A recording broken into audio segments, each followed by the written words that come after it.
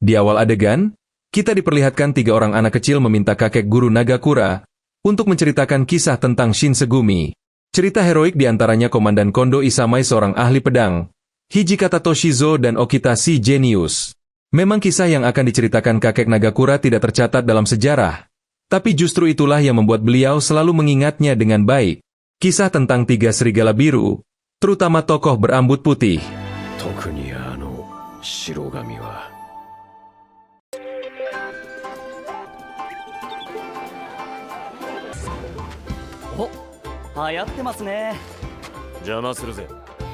Berlatar di tahun 1863 di wilayah Kyoto, terdapat sebuah warung dengan banyak pengunjung sehingga pembeli harus sabar mengantri. Seketika para pembeli terutama para wanita dibuat histeris melihat 2 pendekar tampan ikut dalam antrian. Mereka berdua bernama Hijikata dan Soji.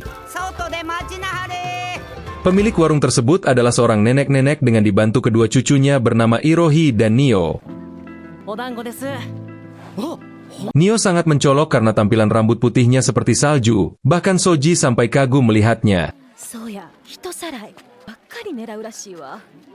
Kebetulan di kota itu akhir-akhir ini sedang marak kasus penculikan terutama targetnya adalah anak-anak kecil.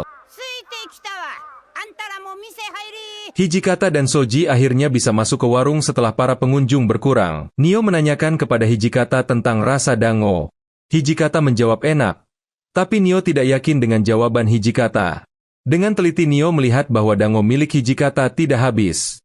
Nio menyimpulkan bahwa Hijikata pasti tidak suka makanan manis seperti dango.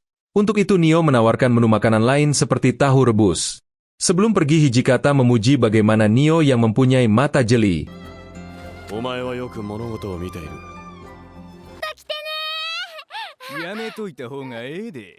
Ketika Hijikata dan Soji sudah pergi, seorang pembeli memperingatkan untuk berhati-hati dengan para Miburo. Siapa Miburo? Serigala Mibu atau Miburo yang berasal dari desa Mibu. Dahulu Roshigumi, semua ronin dari Edo datang menjaga shogun. Saat mengunjungi kota ini, sebagian pulang tetapi ada juga beberapa yang tetap tinggal. Mereka dijuluki Miburo. Penduduk pribumi menilai negatif tentang Miburo, kelompok pendatang yang kabarnya banyak tingkah seolah mereka pemilik tempat ini. Bahkan Miburo tak segan menghabisi orang tanpa alasan dan menerobos toko untuk merampok. Hal ini sebenarnya bisa diatasi andai saja keshogunan di kota ini mempunyai nyali untuk mengusir mereka. Bapak-bapak ini memperingatkan, alangkah baiknya untuk menjauhi mereka.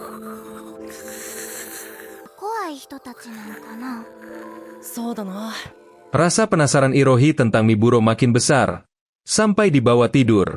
Penuh tanya apakah benar Miburo adalah kelompok jahat seperti yang dikatakan orang-orang. Irohi tidak yakin tentang Miburo yang jahat.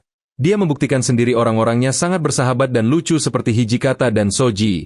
Nio meminta Irohi untuk menghilangkan rasa penasarannya dengan lebih mempercayai mata dan telinga sendiri daripada gosip yang tak jelas.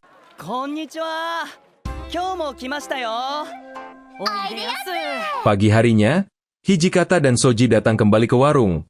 Kebetulan situasi sepi tidak ramai seperti biasanya.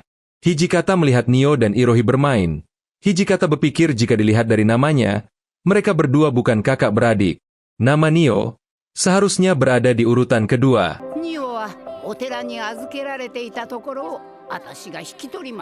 Memang benar mereka berdua bukan saudara kandung. Nenek menjelaskan orang tua Iroha meninggal setelah dia lahir. Sedangkan Nio ditinggalkan di kuil oleh orang tuanya. Saat itu nenek pun berinisiatif mengambil mereka berdua.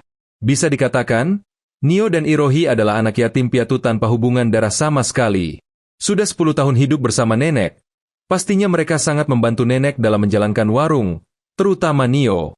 Hijikata memuji bagaimana Nio anak yang cerdas. Nenek menambahkan, selain cerdas, Nio juga anak yang cekatan dan pintar, kadang-kadang bersikap dewasa. Nenek yakin 3 tahun lagi Nio bisa hidup mandiri tanpanya. Sedangkan Iroha anak yang cantik. Bahkan ada rencana keluarga bangsawan bersedia untuk mengadopsinya.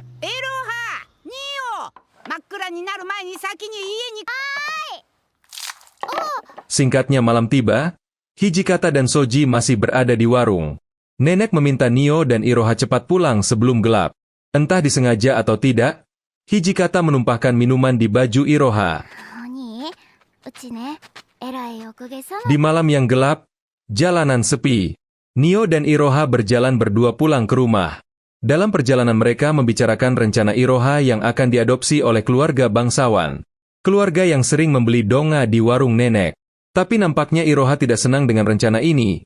Ada rasa tidak adil di mana dirinya akan hidup di keluarga yang kaya sedangkan Nio tetap hidup menderita. Nio meminta Iroha agar tidak mengkhawatirkannya. Dia sudah tidak mempunyai ambisi apapun kecuali ingin membuat warung Chirinuya nenek sukses.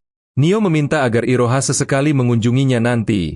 Di tengah mereka asyik bicara, tiba-tiba konsentrasi Nio terganggu mendengar suara langkah kaki.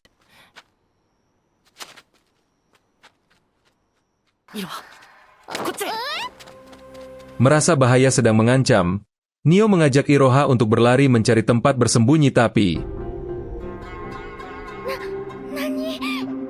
beberapa orang berpakaian ninja mengepung mereka. Nio langsung teringat tentang maraknya kasus penculikan akhir-akhir ini yang mengincar anak-anak.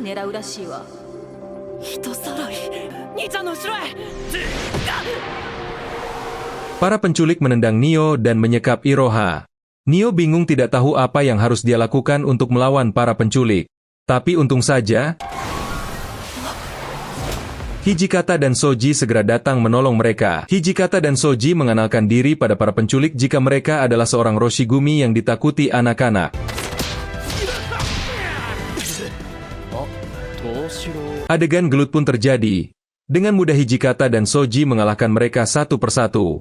Dengan jeli Nio memperhatikan seorang penculik yang nampak kebingungan seperti amatir saat menggunakan pedang.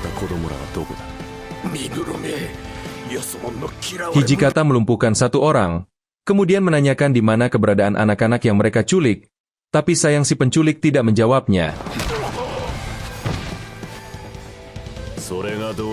Hanya tinggal sisa satu lagi. Hijikata pun dengan mudah melucuti senjata penculik amatiran dan hendak menghabisinya. Tapi entah mengapa, tiba-tiba Nio berteriak menghentikan. Hijikata menanyakan alasan Nio menghentikannya. Kemudian Nio bertanya pada si penculik apakah mereka melakukan ini karena dipaksa. Tiba-tiba air mata si penculik menetes, mengakui bahwa putrinya telah disandra.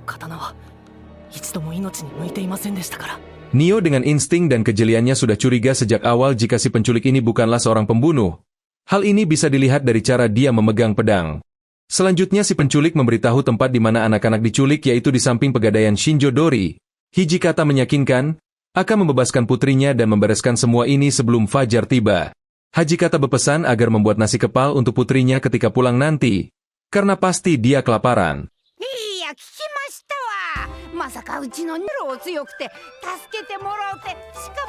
Singkat cerita pagi pun tiba. Hijikata dan Soji berhasil membebaskan para sandera dan memukul mundur para penculik hingga lari kabur ke pegunungan. Irohi dan nenek merasa senang tapi tidak dengan Nio. Entah apa alasannya, nampak sekali kemarahan Nio yang ia perlihatkan ketika memberi Hijikata secangkir teh panas.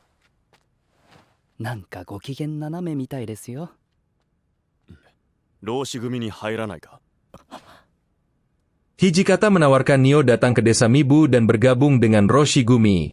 Di sana dia tidak hanya diajari berkelahi saja, untuk anak seumuran Nio bisa membantu mereka dalam memasak, bersih-bersih dan mencuci.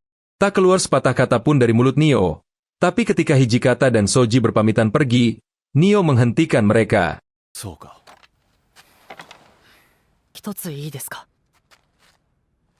Menanyakan sesuatu tentang kejadian tadi malam, apakah Hijikata dan Soji sengaja menjadikannya dan Irohi umpan untuk memancing para penculik.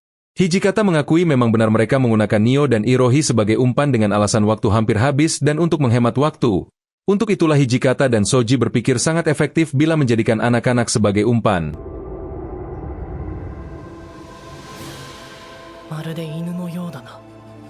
Ternyata alasan itulah yang membuat Nio marah.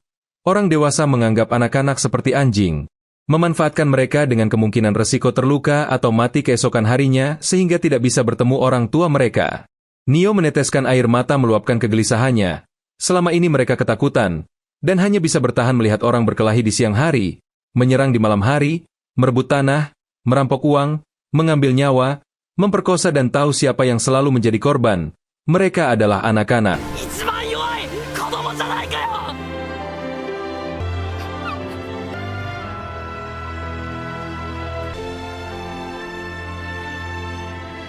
Terlepas dari semua yang terjadi, Nio sangat membenci dirinya yang tak berdaya. Atas ketidakberdayaannya itulah ia bertekad ingin menjadi kuat untuk mengubah dunia ini. Dan akhirnya, Nio pun setuju untuk ikut dengan Hijikata dan Soji berangkat ke desa Mibu.